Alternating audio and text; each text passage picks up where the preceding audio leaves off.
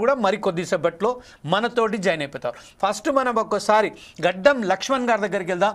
లక్ష్మణ్ గారు, ఈరోజు నిన్న ఏదైతే మీతోని సంఘటన జరిగిందో నిజ నిర్ధారణకు వెళ్ళవలసిన సమయంలోనే మిమ్మల్ని పోలీసులు అడ్డుకొని అక్కడ అదుపులోకి తీసుకున్నట్టు తెలిసింది. వాస్తవానికి నిన్న ఏదైతే పోలీసులు రైతులకు సంఖ్యలేశారో ఈ విషయంపై మీ దగ్గర ఉన్న సమాచారం ఏంది? అసలు మిమ్మల్ని ఎందుకు అడ్డుకున్నారండి పోలీసులు?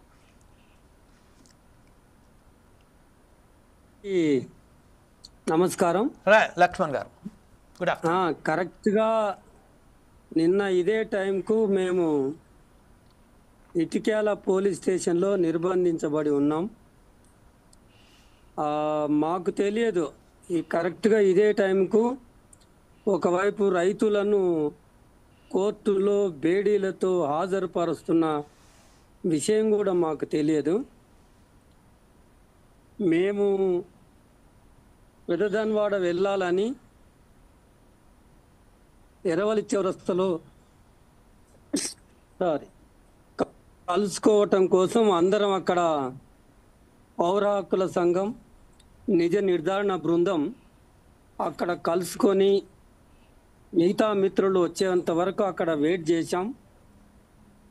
వెయిట్ చేస్తున్న కొద్ది సమయానికే పోలీసులు రావటం, మమ్మల్ని రోడ్డు మీదనే నానా ప్రశ్నలు అడగటం మొదలుపెట్టిండ్రు. మీరు ఆధార్ కార్డు ఇవ్వండి అంటారు. ఆధార్ కార్డు ఇవ్వద్దు అని ఎక్కడ పడితే అక్కడ ఎవరికంటే వాళ్లకు ఇవ్వకూడదని స్పష్టంగా సుప్రీంకోర్టు ఆదేశాలు జారీ చేసి ఉన్నది. పోలీసులు ఈ వ్యవస్థను గౌరవించరు, కోర్టులను గౌరవించరు, ముఖ్యంగా పౌరులను గౌరవించరు. మీ ఐడెంటిటీ తెలియాలి కదా అంటారు. ఐడెంటిటీ ఏంటి? పక్కా తెలంగాణ మాట్లాడుతున్నాం, తెలంగాణకు చెందిన వాళ్ళం, దేశంలో ఎక్కడైనా తిరిగే హక్కు ఉంది, అసలు మీరెవరు అడగటానికి అని మేము ప్రశ్నించాం. దురుసుగా ప్రవర్తించిన పోలీసులు అక్కడే అవుట్ పోస్ట్ ఉంటుంది ఎర్రవల్లి చౌరస్తాలో, అవుట్ పోస్టుకు తీసుకెళ్ళి అక్కడి నుంచి బలవంతంగా వాళ్ళ జీబులో ఎక్కించుకొని 4 కిలోమీటర్లు ఏమో ఉంటుంది ఇటిక్యాల గ్రామంలో ఒక పోలీస్ స్టేషన్లో నిర్బంధించారు.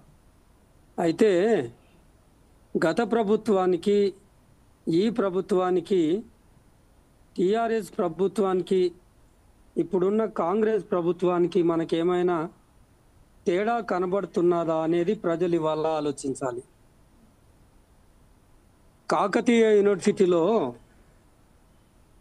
ఒక చిన్న డిపార్ట్మెంట్, ఫార్మసీ డిపార్ట్మెంట్లో ఒక చిన్న హాల్ ఉంటుంది. ఆ హాలులో పీడిఎస్యు విద్యార్థులు శాంతి చర్చలు జరపాలని సమావేశం ఏర్పాటు చేస్తే అక్కడికి ఏఎస్పీ వచ్చి మొత్తం బ్యానర్స్ అన్ని పీక్ పడేసి యూనివర్సిటీ హాల్కు పోలీసులే తాళం వేసి వచ్చిన వాళ్ళందరినీ బయటికి పంపించిండ్రు. యూనివర్సిటీ ఎవరిది, స్వయం ప్రతిపత్తి ఉంటుందా లేదా, పోలీసులకు వైస్ ఛాన్సలర్ను కాదని, రిజిస్ట్రార్ను కాదని, కాలేజ్ ప్రిన్సిపల్ని కాదని, హెడ్ ఆఫ్ ది డిపార్ట్మెంట్ కాదని అందరినీ బేఖాతరు చేసి సుప్రీం పవర్స్ పోలీసులకు ఎవరిచ్చారనేది ప్రశ్న. ఆ మరుసటి రోజులు మిర్యాలగూడలో ర్యాలీ తీస్తే అడ్డుకున్నారు, ఇంకో రోజు వరంగల్లోనే ర్యాలీ తీస్తే అడ్డుకున్నారు. ఎక్కడ కూడా ప్రజాస్వామిక వాతావరణం, ప్రజాస్వామికమైన ఆందోళనలు జరగకుండా చూస్తున్నారు. ప్రభుత్వంలోకి రాకముందు కాంగ్రెస్ ప్రభుత్వం రేవంత్ రెడ్డి గారు టీపీసీసీ అధ్యక్షులుగా ఉండి చెప్పింది ఏంటంటే, మేము అధికారంలోకి వస్తే పౌర ప్రజాస్వామిక వాతావరణాన్ని నిలబెడతాం, పౌర హక్కులను కాపాడుతాం, ఇది నేను ఇస్తున్న 7వ గ్యారంటీ అని చెప్పిండు. 7వ గ్యారంటీ ఏమైంది, పౌర హక్కులకు ఏమైంది అని అడుగుతున్నాం. అదే గద్వాలలో చైతన్య మహిళా సంఘం వాళ్ళు 2024 ఫిబ్రవరిలో ఒక సభ పెట్టుకుంటే ఆ సభ మీద దాడి చేసి పోలీసు వాళ్ళు వంట చేసుకోవటానికి తీసుకొచ్చిన సామాను, కూరగాయలు, తిండి గింజలు, బియ్యము చిందరవందర చేసి ఆ సభను భగ్నం చేసిండ్రు. ఎక్కడ ఆగిపోయింది నిర్బంధం? నిజానికి ఈ నిర్బంధం ప్రయోగించటంలో వస్తున్న ప్రభుత్వాలు ఒక ప్రభుత్వాన్ని మరొక ప్రభుత్వం మించి నిర్బంధం ప్రయోగిస్తుంది. కానీ ప్రజాస్వామిక బద్ధంగా పరిపాలిద్దాం, ఆర్టికల్ 19 ప్రకారంగా సభలు సమావేశాలు పెట్టుకునే స్వేచ్ఛ ఉంటుంది. ఈ దేశంలో పౌరులు ఎక్కడైనా స్వేచ్ఛగా యథేచ్ఛగా తిరిగే అవకాశం ఉంటుంది అని రాజ్యాంగం ఏదైతే ఘోషిస్తున్నదో, రాజ్యాంగం చెబుతున్న విషయాలను పాటించరు. అసలు ఈ రాష్ట్రంలో చట్టబద్ధ పాలన ఉందా అని అర్థమవుతుందా? మేము మొదలే అడిగాం పౌరాకుల సంఘం, మొట్టమొదలే అడిగింది ముఖ్యమంత్రి రేవంత్ రెడ్డి గారిని, మీ ప్రభుత్వం కూడా పోలీసుల చేతిలోకి జారుకుంటుందా అని అడిగిండు మా సీనియర్ నాయకులు ప్రొఫెసర్ అరగోపాల్. ఇప్పుడు మనకు కనబడుతున్నది ఏంటంటే రేవంత్ రెడ్డి ప్రభుత్వం క్రమానుగతంగా మెల్లమెల్లగా పోలీసుల చేతిలోకి జారిపోయింది.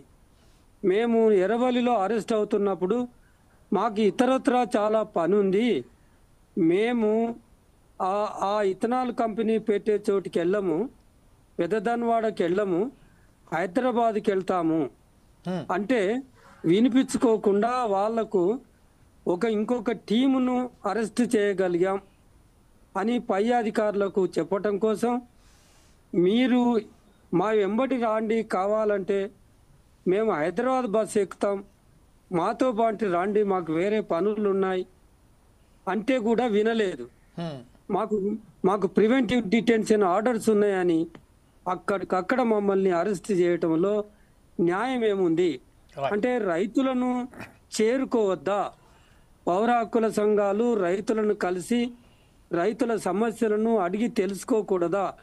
ఆ స్వేచ్ఛ లేదా? రైతులు హక్కుల సంఘాలను కలిసే రైతులకు స్వేచ్ఛ లేదా? పచ్చని పంట పొలాలు పండుతున్న ఆ పొలాల్లో విషతుల్యాన్ని వ్యాప్తి చేసి, ఆ విషవాయువులను వ్యాప్తి చేసి, మనకు చిత్తనూరు అనుభవం ఉంది. చిత్తనూరులో ఇథనాల్ కంపెనీ ఆల్రెడీ ఆ గ్రామస్తులందరూ వ్యతిరేకించినా కానీ అక్కడ ప్రారంభించబడితే జింకలు చనిపోయినాయి, నీటి కాలుష్యం అయ్యి చేపలు చనిపోయినాయి, అక్కడ ఏ జంతువులు జీవించటానికి లేదు, రైతుల పొలాలన్నీ కలుషితం చెంది ఉన్నాయి. ఇంత కాలుష్యం వెదజల్లుతున్న ఆ కంపెనీ పెట్టాల్సిన అవసరం ఏముంది అని ఇవాళ ప్రజలందరూ అడుగుతున్నారు. పౌర హక్కుల సంఘం మొదటి నుంచి ప్రశ్నిస్తూ ఉంది. ఓకే సార్, ఇదే విషయంపై